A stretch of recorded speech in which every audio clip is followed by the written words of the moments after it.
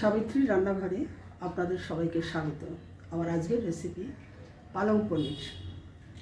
প্রথমেই আমি পনিরটাকে হালকা ভেজে নিচ্ছি।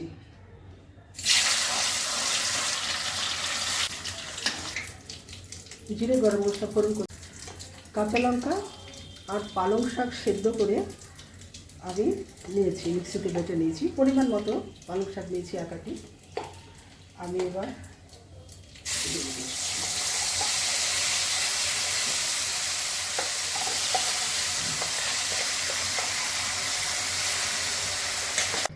বন্ধুরা, আমার শরীরটা খারাপের জন্য একটু ভুল হয়ে গেছে, তাই আমি রান্নাটা নামিয়ে ফেলেছি। পালং শাকটা দেওয়ার পরে আবার নামিয়ে ফেলেছি। আমার রসুন পেঁয়াজ ফোড়ন করতে ভুলে গেছিলাম, আমি সেই জন্য ওটা নামিয়ে আবার ফোড়নটা করে দিচ্ছি। তাহলে আমি রসুনটা ফোড়ন করছি।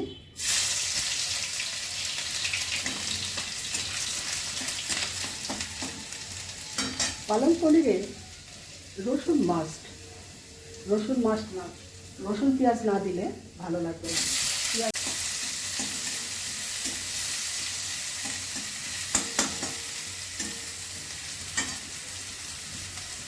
প্রথমেই রসুন পেঁয়াজ গরম মশলা ফোড়ন করে ভেজে দিতে হবে। তারপরে পালং শাক কাঁচা লঙ্কা দিয়ে পেস্ট করে রেখেছিলাম সেটা ছাড়তে হতো।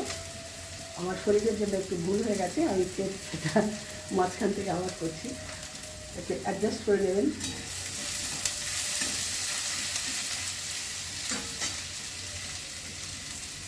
নুন দিলাম,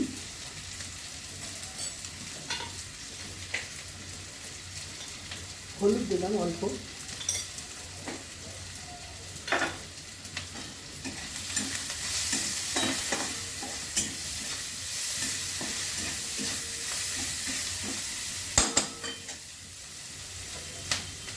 একটু চিনি দিয়ে দিলাম,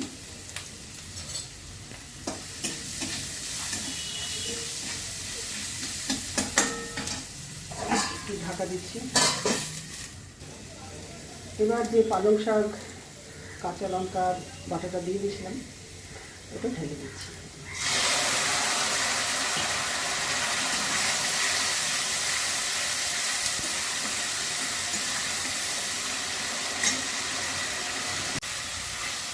দিচ্ছি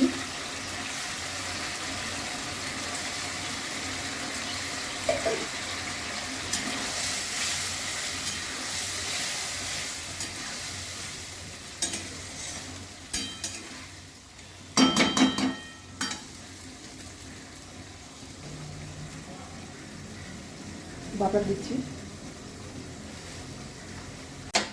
একটু ঢাকা দিচ্ছি, আর একটু চিনি দিচ্ছি,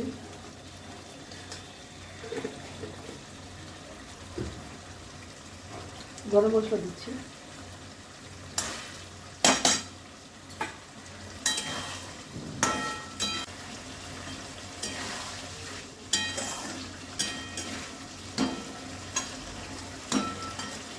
আর একটু বাটার দিচ্ছি।